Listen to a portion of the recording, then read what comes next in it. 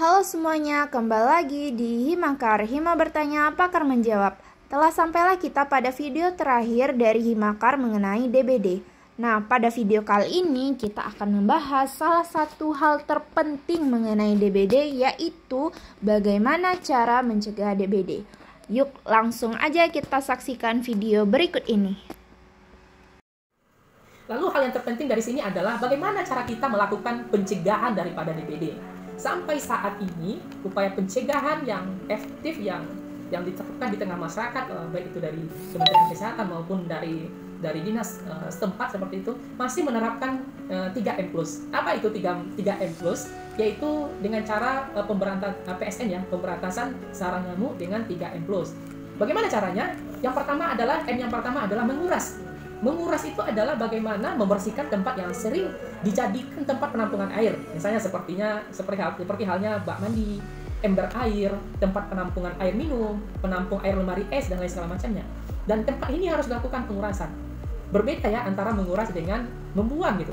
Kalau menguras memang harus dikuras, harus dipros. Kenapa harus dikuras?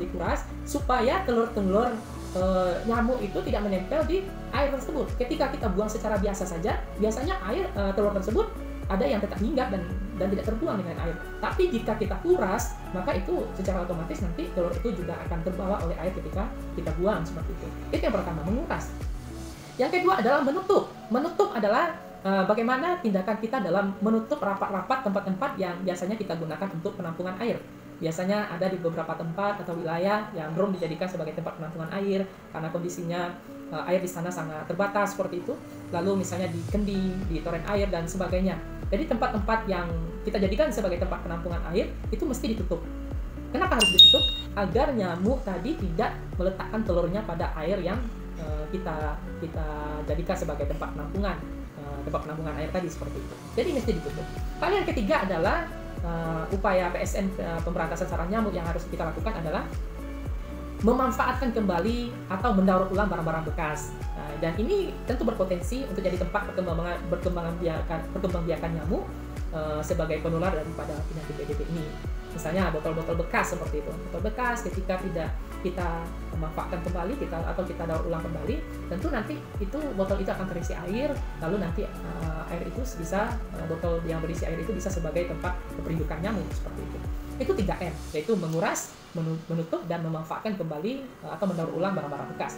Lalu ada plus. Apa plus yang kegiatan pencegahan dari segi plus ini? Yang pertama adalah kita bisa lakukan dengan cara menaburkan bubuk abate atau biasa disebut dengan menabur bubuk larvasida gitu pada tempat penampungan air yang sulit biasanya dibersihkan. Misalnya pada bagian water toren misalnya, itu kan susah dibersihkan, tempatnya besar dan seterusnya, lalu tempatnya juga tinggi. Tentu kita coba taburkan bubuk larvasida di sana seperti itu. Lalu pada gentong atau tempat yang penampungan air hujan dan segala macamnya. Itu yang pertama, plusnya. Lalu yang kedua adalah menggunakan pelambu saat tidur. Perlu kita ingat bahwasanya penggunaan pelambu ini itu tidak mesti tidak hanya pada malam hari saja, tapi juga di siang hari. Kita tahu bahwasanya tadi nyamuk ini sebagai penyakit ini vektor penularnya itu adalah nyamuk Aedes aegypti dan albopictus. Nyamuk Aedes ini hidupnya adalah aktifnya itu di siang hari gitu. Jadi penggunaan kelambu ini sebaiknya juga digunakan pada siang dan malam seperti itu. Tidak hanya kita proteksi pada malam hari saja, tapi juga pada siang hari itu yang lebih utama dalam upaya pencegahan daripada penyakit DBD seperti itu. Lalu yang berikutnya adalah memelihara ikan pemangsa jentik nyamuk gitu. Nah, bagaimana nanti tempat-tempat genangan air yang di sekitar kita, kalau bisa kita juga pelihara ikan yang nanti ikan itu berfungsi memangsa jentik nyamuk. Ketika jentik ini sudah dimakan oleh ikan, itu tidak akan berkembang atau berlanjut siklusnya menjadi nyamuk seperti itu. Lalu menanam tanaman pengusir nyamuk. Salah satu tanaman pengusir nyamuk misalnya bunga lavender misalnya. Bagaimana tanaman-tanaman ini kita coba tanam di sekitar rumah kita, baik itu di halaman rumah maupun di dalam rumah sekalipun seperti itu. Sehingga nanti bau atau wewangian yang keluar dari aroma bunga itu nanti dapat mengusir nyamuk. Lalu yang berikutnya adalah plus yang lagi adalah menghindari kebiasaan menggantung pakaian di dalam rumah. Dan kita tahu bahwasanya tempat menggantungkan pakaian ini merupakan salah satu tempat yang disenangi oleh nyamuk untuk beristirahat seperti itu.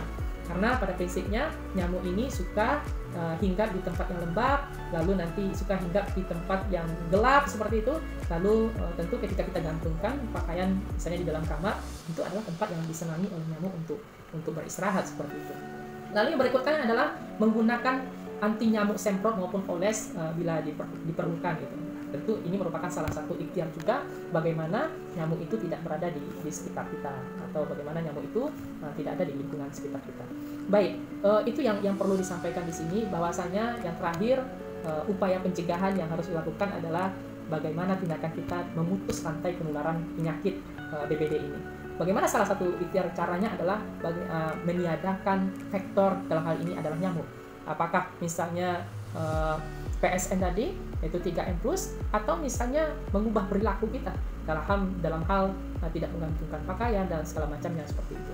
Dan perlu diingat juga bahwasanya di tengah masyarakat juga belum begitu banyak mengetahui ketika terjadinya penyakit DBD di suatu wilayah, masyarakat itu cenderung waspada ketika malam hari mau tidur ketimbang siang hari. Padahal dari segi kondisi aktivitas nyamuk